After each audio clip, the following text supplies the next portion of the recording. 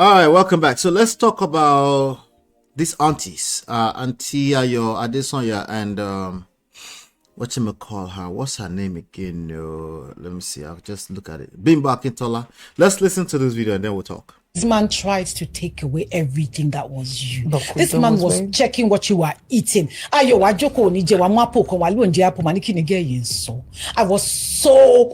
I was livid. This man controlled everything you did in the name of love. When it happened, I couldn't recognize that was what I was going through. Yeah. I mean, you stood by me. I remember vividly, we were filming one of the movies.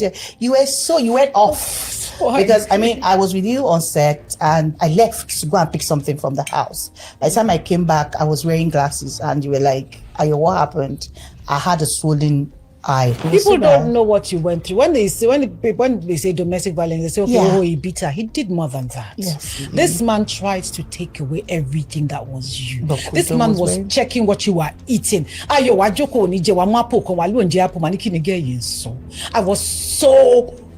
livid. This man controlled everything you did in the name of love. All right, so this is the part right here where many people might say, what are they talking about? You know, some of the brothers might even get defensive, right? But she's describing when they used to be on set together back in the days. And, you know, Ayo, this one has also told her story many a times. You know, yeah, they're doing the podcast now. They have, she has a podcast, Auntie Ayo has a podcast. I think so. I'm not sure who has a podcast. Let me see. I think this is posted on Ayo Adesonya's page. Yeah. So of course, you know, and then in recent time, I've also noticed that Bimbo Akintola has been on the scene talking quite a bit. I think she was on the news a few weeks ago, something about the love of her life and stuff like that. You know, there's a lot of stories there. But really, what I want to extract real quick from this one is very, very simple. Now, again, they're talking about DV, domestic violence. I think a lot of people have literally normalized. A lot of people have normalized the idea of DV, you know, domestic violence, and it's kind of sad. A lot of people, they didn't even have to normalize it. That's just basically what they saw growing up. So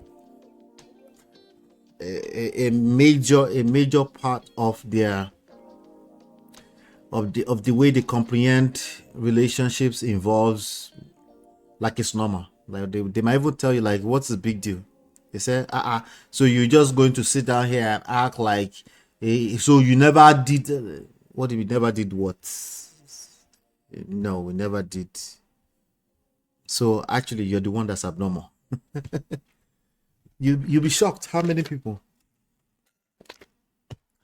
out there that really think it's just normal that you raise your hands, you smack each other around, you know, it's normal thing now. Like, it's not a big deal. Don't make a big deal out of it.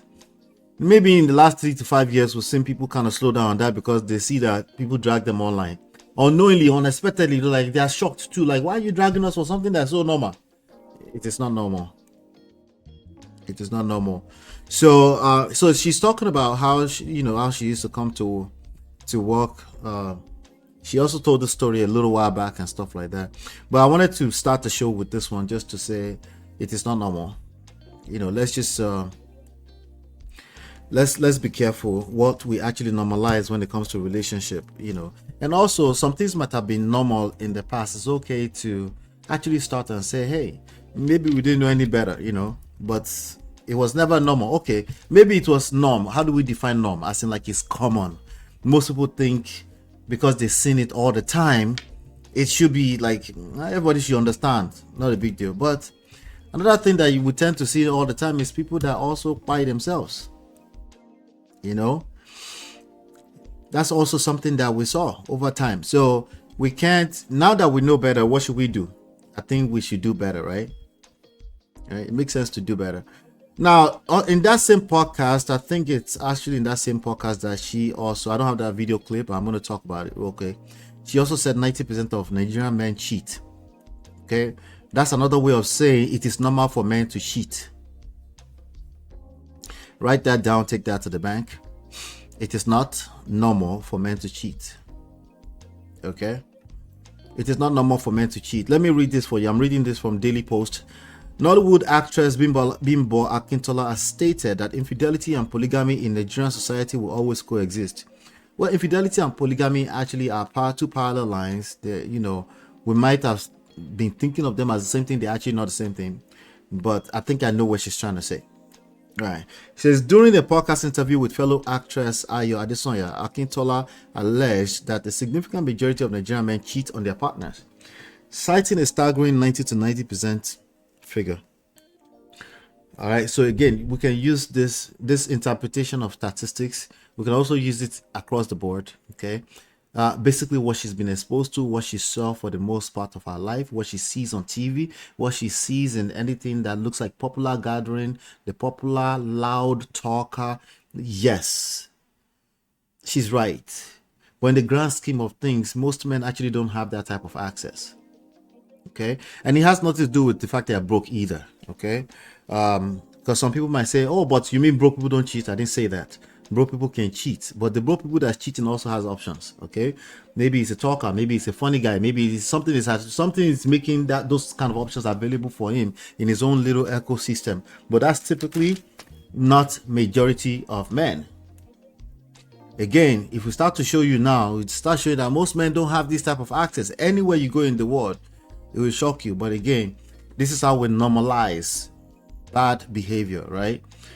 In fact, I would interpret what she's saying as she's attracted to cheaters and polygamists and men with options. Men that most women attract is what she tends to attract as well. That's how I would interpret what she's saying. So until she shows me some kind of stats. Now, human beings cheat, human beings lie, human beings will steal. If it comes down to survivor, and sometimes that means emotional survivor too. But these numbers, be careful as you interpret all these crazy numbers from people that generalize. Generalizations are still what they are, generalizations. The 55-year-old attributed this behavior to cultural and generational patterns, stating that many men are raised in environments where infidelity is normalized. That's also assuming that men that were born in the 1990s, in their 30s, maybe in the 2000s, their 20s, they no longer cheat anymore. That also carries that assumption. I know what she's trying to say, but again, let's be careful what you're listening to out there. Be careful when you're listening to Gege, when you're listening to Seda Bodge. And unfortunately, Bimbo Akintola, she explained that some men even learn cheating behaviors from their fathers who may have multiple partners or girlfriends. Okay. I'm just saying, be careful what you interpret as a general rule, because you might just find that you will attract the same. Voila. Let me see here. There might be more here. Okay, yeah. He said, I don't know where this idea of fidelity in Africa came from. Idea of fidelity meaning somebody with integrity, walking a straight line and doing the right thing. Again, this speaks to what the person has seen growing up, right?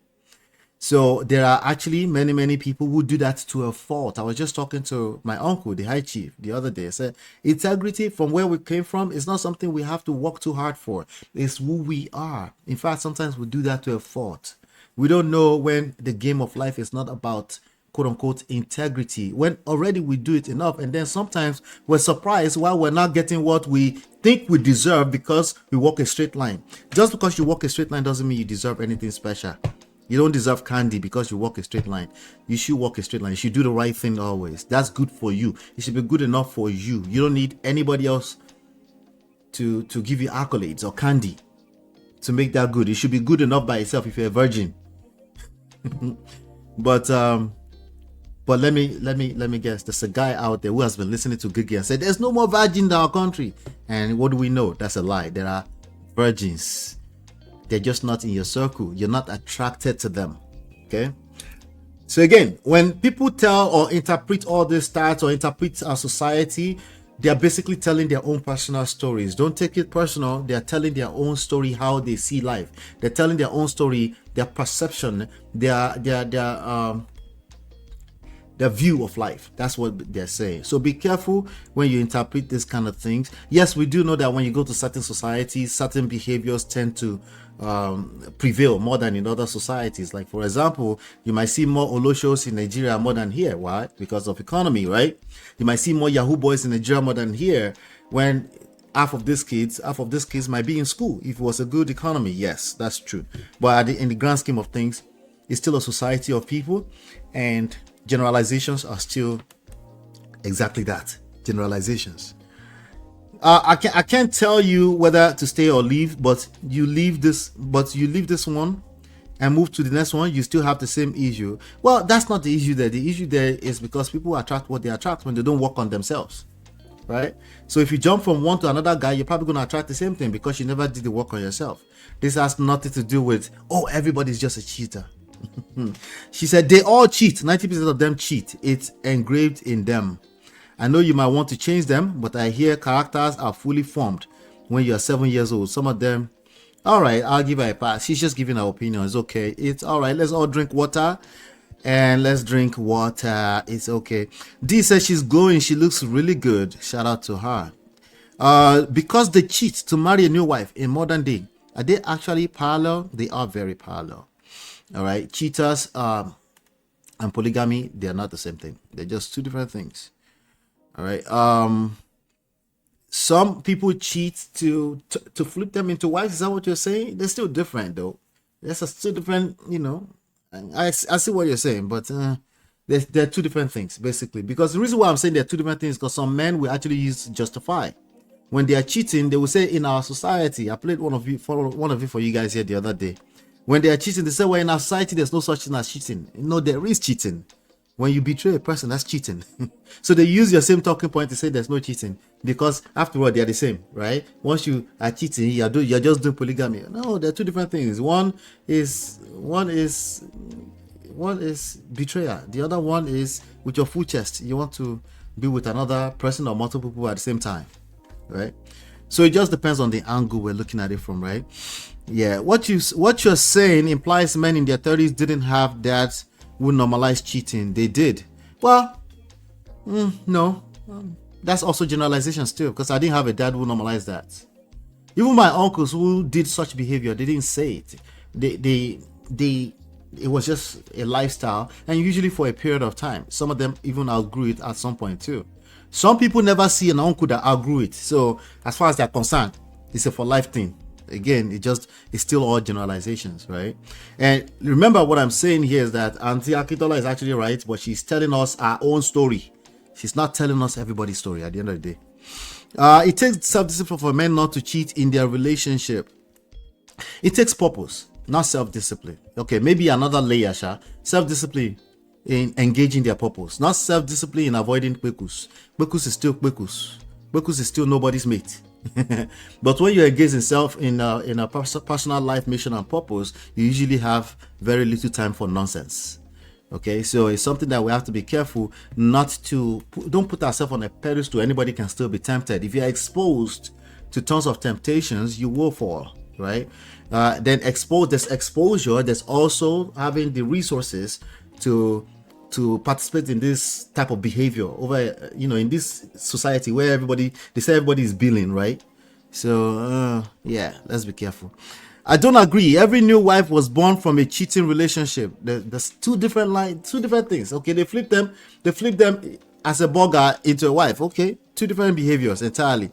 But no, it's not. They could cheat. How many people they cheat with before they translated? What was the conversion rate? How many cheatings become one wife?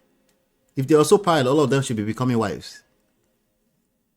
So I'm saying there. There are two different things. But certain personal stories pervade across so many groups within the same culture, locality, that it does sound more... Well, when it comes to relationship talks, we really have to keep it that way. For a reason, for your own personal belief system, right? There's so many things that we can say it that way. Like, everybody will still be right. Remember where we are, right? You're right. But remember, here we talk about the stories you tell yourself. The stories you tell yourself can be creating certain realities for you. you can change that story. See, you can change the stories you tell yourself. It's very, very important to be mindful of the stories you tell yourself.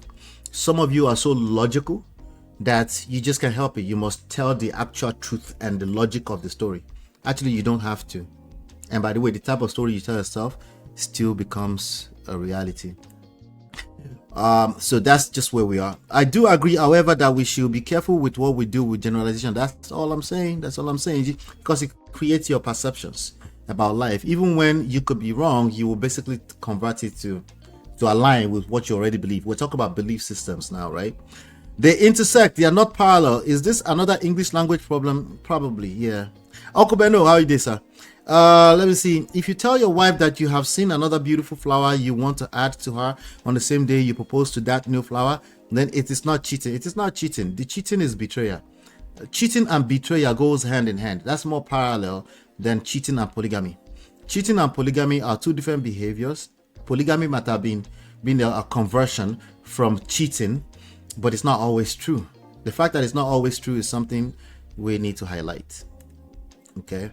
Well, mostly is true. Well, when the Jap people say mostly, they mean 100%. That's still generalization. Is wrong. Hello, Okudayo. How are you, sir?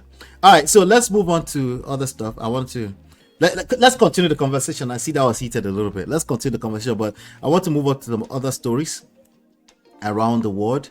That was Bimbo Akintola telling us her story. Telling us her story. And Ayo Adesoya, hit the like button, share, subscribe, turn up your notifications so you're notified when we go live. I'll be right back. It's your love that I've been missing. I miss all your hugs, your touching and kissing. Me love on the floor, the couch in the kitchen. One love enough, we done enough.